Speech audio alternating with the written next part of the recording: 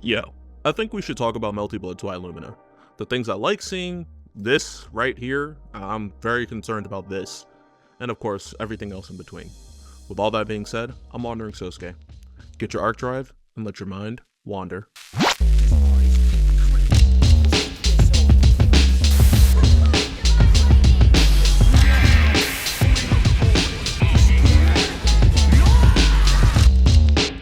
So, this isn't gonna be like a stupidly long video. I just wanna get my thoughts out and shit. Not too much editing like I did with Dissidia. So it's more gonna be B-roll in the background and occasionally what I say when I'm talking about pop up on screen, Normal shit type shit, one take shit. Anyways, I want to talk about Melty Blood Twi-Lumina. Let's get this out the way first, because if you genuinely don't believe this, you may have comprehension issues, which it's okay. I have learning issues too. I have a learning disability. It takes a very long time for me to learn sometimes, or it happens instantly and then I don't know how to learn more. Moving on past that, all the previous characters from Melty Blood type Lumina will return. This is why MASH is there. MASH is a Fate Grand Order character. Type Moon's currently highest grossing and most accessible thing ever right now. Anybody can play Fate Grand Order, and she's the poster girl for it, essentially. That's why MASH was in the demo.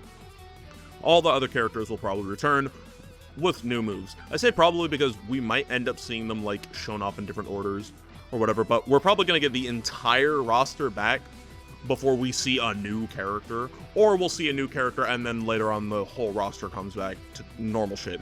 We're going to see everything, essentially. So that's just how it's going to go. We're going to get everything from the base game, and then they're probably going to build on top of that in a way in which we get new characters, but not a metric shit ton of new characters, but then we get DLC characters.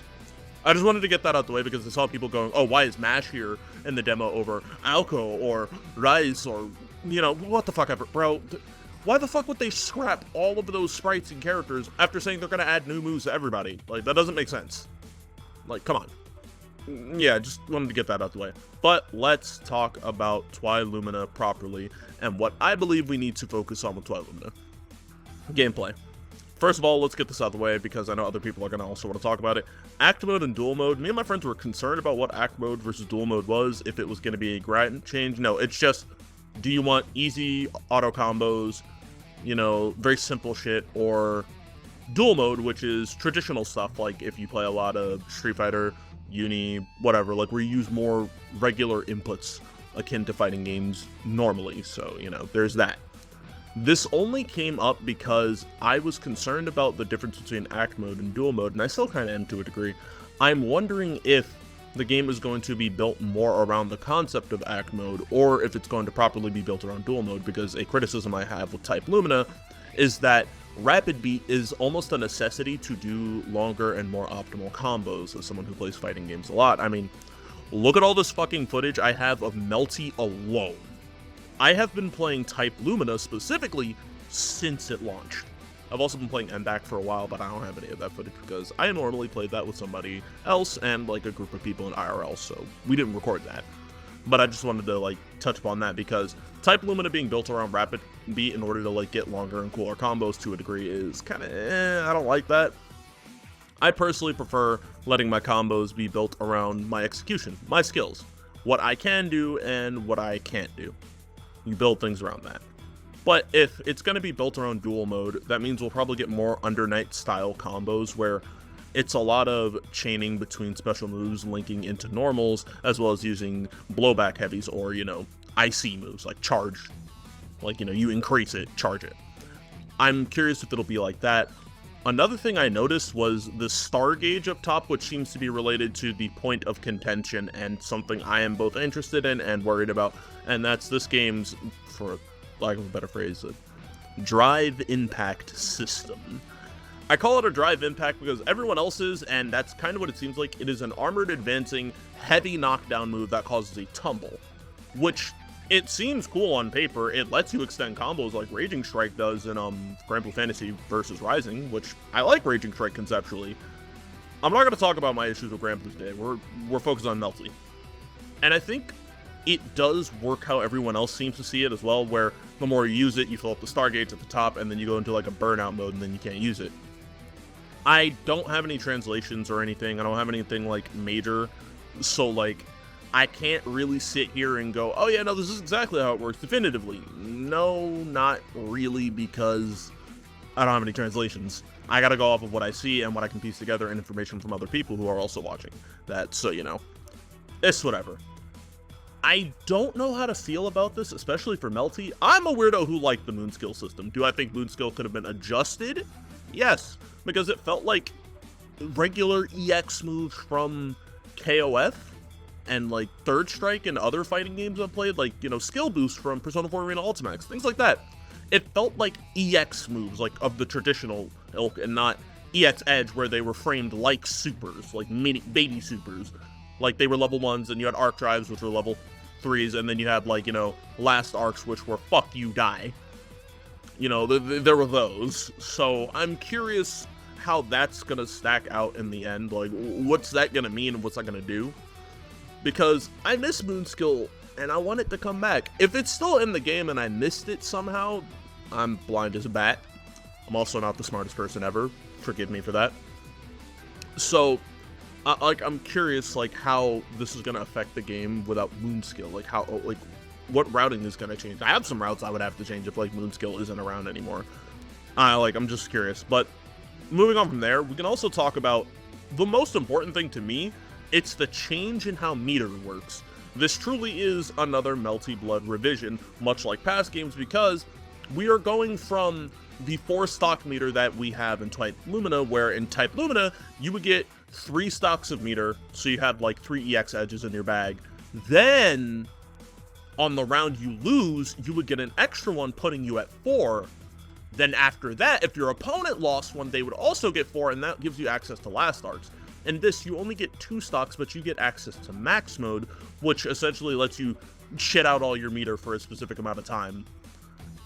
I know that's going to be kind of ignorant, given some of the characters in, like, Lumina. Like, that shit is going to be stupidly ignorant, but I'll get over it. It's kind of fucking cool if you really think about it.